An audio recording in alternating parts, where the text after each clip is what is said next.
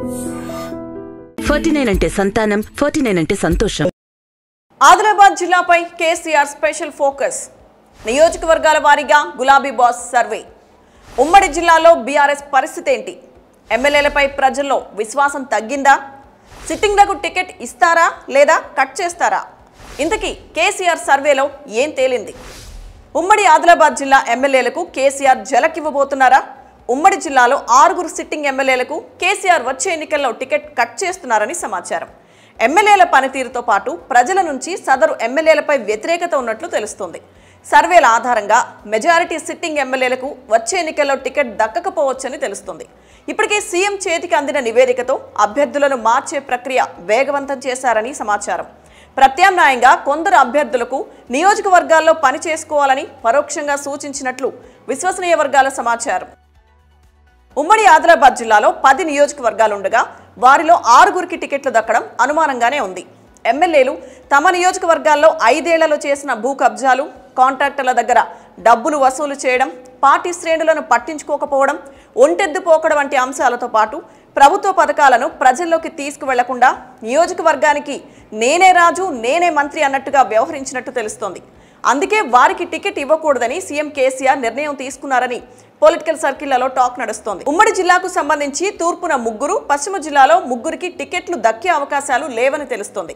అధికార పార్టీలో కొనసాగుతూ భవిష్యత్తును దృష్టిలో ఉంచుకొని ప్రతిపక్ష కాంగ్రెస్, బీజేపీలతో టచ్ లోకి వెళ్లిన 1-2 ఎమ్మెల్యేల సమాచారం కూడా సీఎం వద్ద ఉన్నట్టు తెలుస్తోంది. మొత్తంగా 6 సిట్టింగ్లకు టికెట్ దక్కడం అనుమానంగా ఉంది. తూర్పు జిల్లాలో 2 రిజర్వ్డ్ నియోజకవర్గాల ఎమ్మెల్యేలు, మరొక జనరల్ నియోజకవర్గ ఎమ్మెల్యేకు టికెట్ కట్ అయ్యే అవకాశం ఉందని తెలుస్తోంది.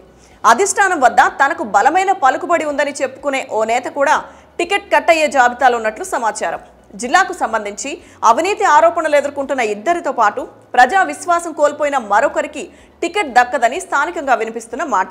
సిట్టింగ్లందరూ టికెట్ తమకే అని మేకపోతు గాంభీర్యం ప్రదర్శిస్తున్నా పరోక్షంగా అధిష్టానం వారికి సంకేతాలు ఇచ్చిందని కూడా రాజకీయ వర్గాల్లో చర్చ నడుస్తోంది. వచ్చే ఎన్నికల్లో తమకు అవకాశం దక్కకపోవచ్చని అనుమానంతో కొంతకాలంగా ఇతర పార్టీల వైపు చూస్తున్న 3 ఎమ్మెల్యేల సమాచారం కూడా అధిష్టానం వద్ద ఉన్నట్లు చర్చ నడుస్తోంది. ఒక రిజర్వ్డ్ నియోజకవర్గ ఎమ్మెల్యే అధికార పార్టీలో ఉన్నప్పటికీ పూర్తిగా కాంగ్రెస్తో టచ్లో ఉన్నాడని అధిష్టానానికి సమాచారం అందింది. పశ్చిమ జిల్లాలోని 2 ఎమ్మెల్యేలు బీజేపీ, కాంగ్రెస్లతో మాట్లాడినట్లు ఇంటెలిజెన్స్ ద్వారా అధిష్టానానికి సమాచారం అందినట్టు తెలుస్తోంది. ఈ నేపథ్యంలోనే పక్క చూపులు చూస్తున్న ఎమ్మెల్యేలకు అధిష్టానం టికెట్ కట్ చేస్తుందంటూ అధికార పార్టీ శ్రేణులు చెబుతున్న మాట. మరోవైపు ఉమ్మడి జిల్లా మొత్తంలో 2 కొత్త అభ్యర్థులకు నేరుగా ప్రచారం చేసుకునేందుకు అధిష్టానం అవకాశం ఇచ్చిందని సమాచారం. త్వరలోనే మరికొందరు అభ్యర్థులను తెరపైకి తెచ్చి ఎన్నికల సమయం నాటికి నియోజకవర్గాల్లో ప్రచారం చేసుకునేలా గ్రీన్ సిగ్నల్ ఇవ్వబోతున్నట్లు సమాచారం. మొత్తానికి టికెట్ కట్ అయ్యేవారు ఎవరు, కొత్తగా తెరపైకి వచ్చేవారు ఎవరో మరికొద్ది రోజుల్లోనే తెలుస్తుంది. ఇందుకు సంబంధించి గులాబీ బాస్ కేసీఆర్ పూర్తిగా ప్లాన్ చేశారని ఇంటర్నల్ టాక్ నడుస్తోంది.